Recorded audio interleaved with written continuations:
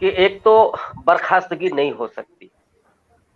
अभी तक हम लोग जानते हैं कि मोदी सरकार में सिर्फ एक इस्तीफा हुआ है, वो भी एमजे अकबर का मीटू वाले केस पर।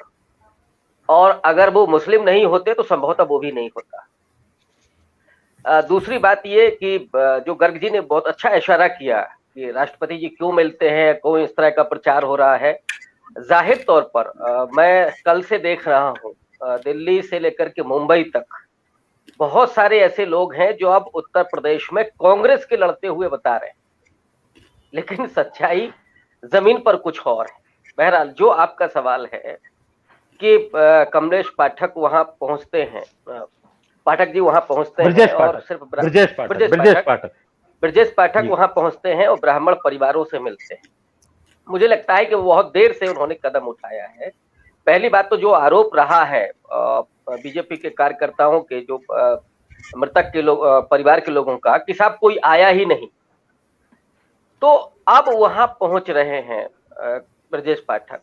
दूसरा ये कि इस बीच में जो बहुत नफरत और विभाजनकारी पूरा दुष्प्रचार हुआ इस बीच में, सोशल मीडिया के थ्रू, आईटी सेल के थ्रू, और लखीमपुर खीरी की घटना को पूरे तौर पर सिख बनाम हिंदू करने की कोशिश की गई और इसी को कहीं कहीं सिख बनाम ब्राह्मण करने की कोशिश की गई। तो उसमें मुश्किल ये हो गई, जब आप इस तरह की धारणा बनाते हैं और उसको लेकर के जाने की कोशिश करते हैं समाज में, तो सीधे तौर पर उस ब्राह्मण समाज में ये भी संकेत गया कि साहब ये सरकार तो सुन ही नहीं रही है। माने उन मैसेज का जो प्रभाव हुआ कि अगर ये ब्राह्मण वर्षित सिख है तो साहब सरकार क्या कर रही है।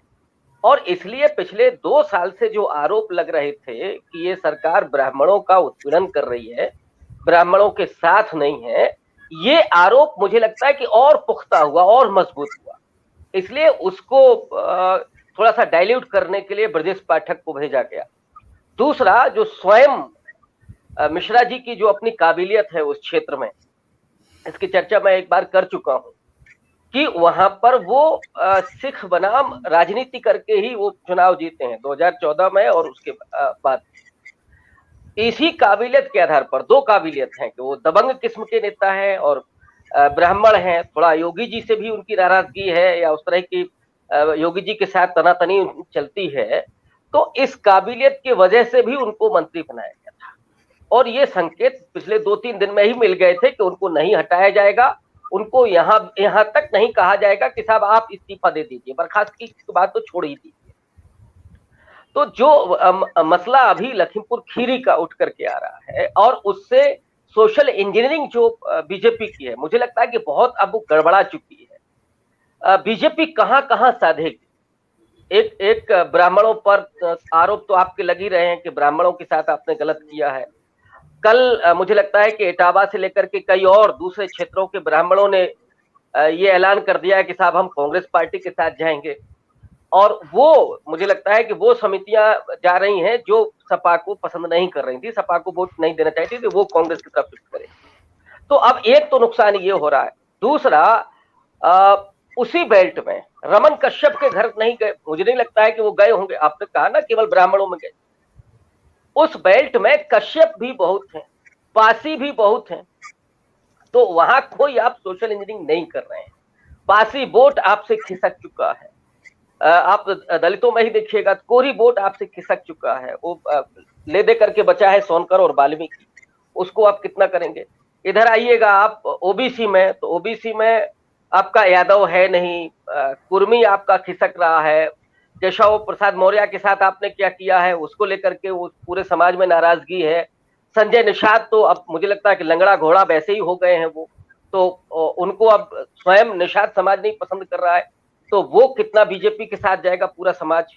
और इधर अखिलेश यादव जिस मुझे लगता है कि रणनीति के साथ अपने और दूसरे सिपाही सालारों की यात्राएं उन्होंने करवाई और उसके पीछे से वो यात्रा कर रहे हैं। अभी बुंदेलखंड की तरफ गए हैं, उनके आगे आगे यात्रा चल रही थी आपके प्रदेश अध्यक्ष की, पटेल साहब की।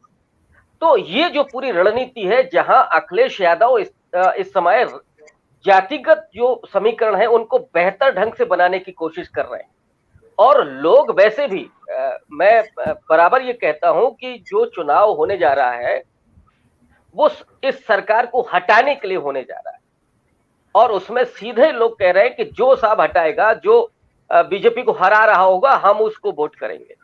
और उसमें उनका आखिरी में ये निकलता है निष्कर्ष के साथ, लड़ाई में तो सिर्फ सपा है, तो इसलिए हम सपा के साथ जाएंगे नापसंदगी के बावजूद।